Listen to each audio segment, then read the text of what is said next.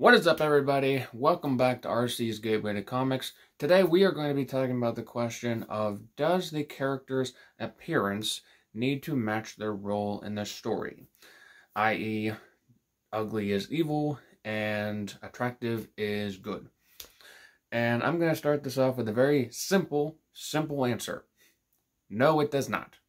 And a lot of times it can work for the better if you go the complete opposite. So, whenever you stick to this, the bad guy is ugly and the good guy is attractive, then your story can be predictable. A lot of times that is how the audience would expect things to go, and it's not really something that's going to blow your reader's socks off. A lot of times this can be attributed to how Hollywood brands themselves with their movies.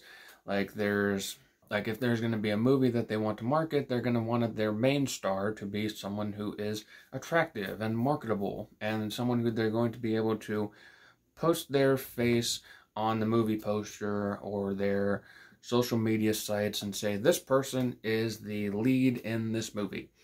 And a lot of times, a pretty face will sell far better than someone who has quite an ugly mug.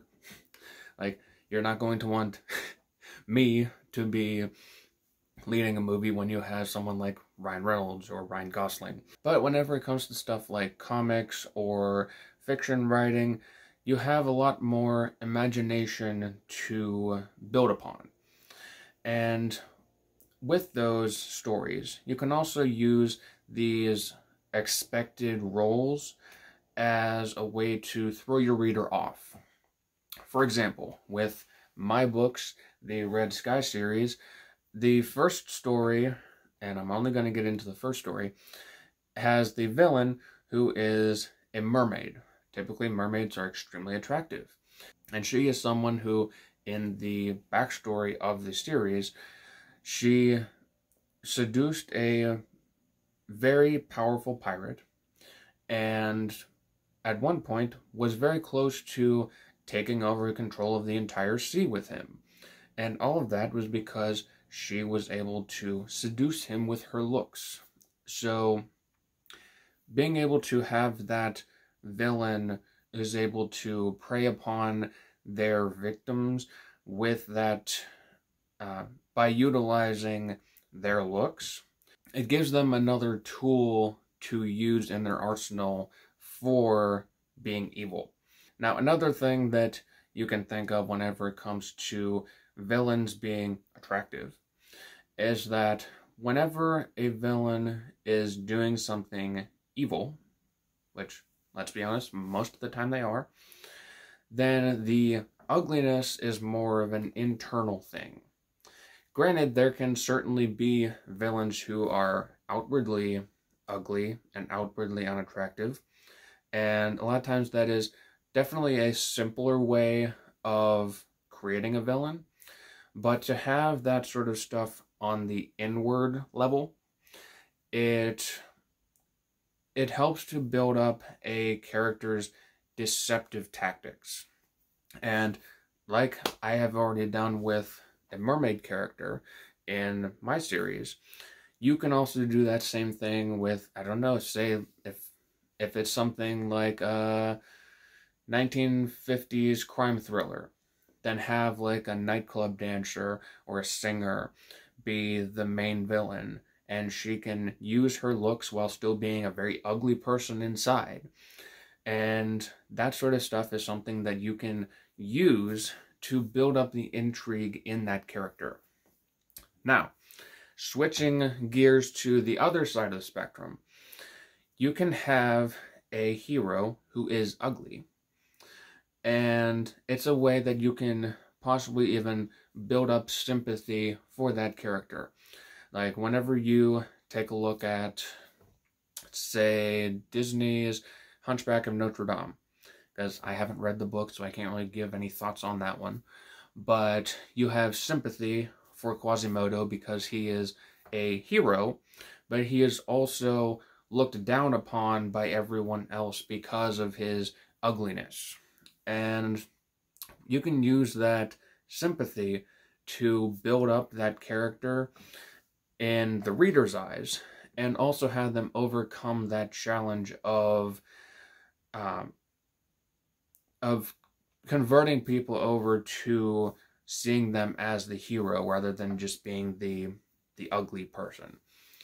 And in doing so, you also give that character, that hero, more obstacles to overcome. And whenever, at least in my experience, whenever you give a hero a lot of different obstacles to overcome, then it makes their story more intriguing. Another thing that you can use the ugly hero for is making them into a surprise hero. So whenever you go into a story and you want to make like a surprise hero, possibly you can have a character who's the actual main character, and they're sort of having these interactions with this other character who is a little bit lacking in the looks department, and they have a certain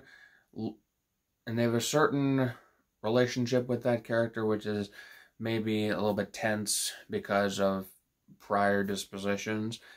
And later on in that story, you can have the less attractive character, the ugly character, turn out to be the surprise hero who is helping the main character, and is sort of throwing off the preconceptions of their looks whenever it comes to their role in the story. This is just something that you can keep in mind if you wanted to use that. I'm certainly not saying don't use it. Now, if you can come up with other things that can throw these roles and their looks into a complete tailspin, then definitely let me know down in the comments. Another thing that I would say is having a character's role in the story based on their looks, it's not realistic. Because, let's be honest, there's a lot of evil people in the world who look hella good, and there's a lot of good people who look very bad. And whenever you are creating your stories, a lot of times what I find is that if you can pull from real life, then you'll find that your reader is able to much better identify with your characters, and you'll be able to create a better crafted story. I know that there's a lot of people out there who use their looks to get what they want, and that's what I put into my mermaid character, Auroras. She uses her looks to get what she wants. She is a very powerful villain, and she looks damn good while she's doing it. That is just something to keep in mind whenever you are coming up with these characters, because it's something that has helped my writing, and I'm sure that it will help yours as well.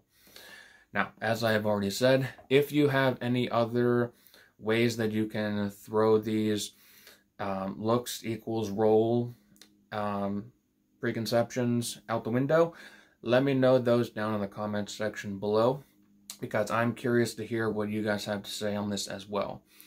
Also, if you enjoyed this video, please leave a like down below and subscribe to the channel so we can continue to keep bringing you more videos just like this. Also, if you enjoy pirate fiction, then check out my book series, the Red Sky series.